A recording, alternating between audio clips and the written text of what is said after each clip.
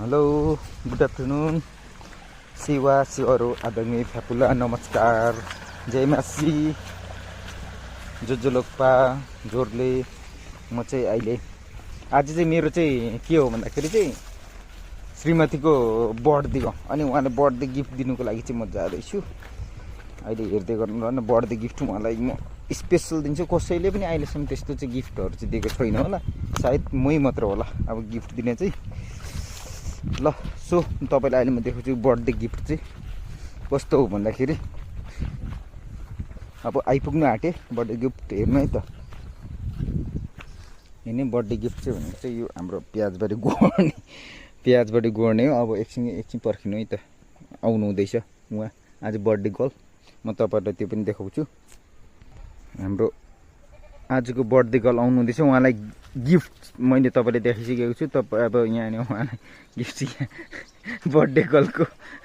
यहाँनिर गिफ्टहरू हेर्न सक्नुहुन्छ इस यहाँ पानी बोकेर अब बर्थडे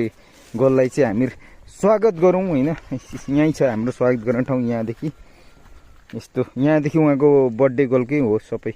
यहाँ तल पनि सबै हो यहाँ सिबी बारीमा उहाँकै हो अलैँची बारीमा उहाँकै हो मैले बर्थडे गिफ्ट सबै लसुन पनि छ सबै कस्तो लागिरहेछ आज बर्थडेको दिन म जन्मेको मात्रै छु तर मलाई यस्तो कामहरु यो पानी कहाँ हड्क्यो पानी कहाँ हड्क्यो साथीहरु आज चाहिँ बर्थडे गर्लले चाहिँ यहाँ मैले गिफ्ट दिएको छु उहाँको गिफ्ट थापेर उहाँ काम गरिराख्नु भएको छ के गर्नु र अब गिफ्ट भनेको यस्तै हो अलिक राम्रो गर्नु हुन्छ होला कि आज बर्थडेको दिन हाम्रो बर्थडेको दिन चाहिँ गिफ्ट छ भनेको सबैभन्दा शानदार हुन्छ नि त फेरि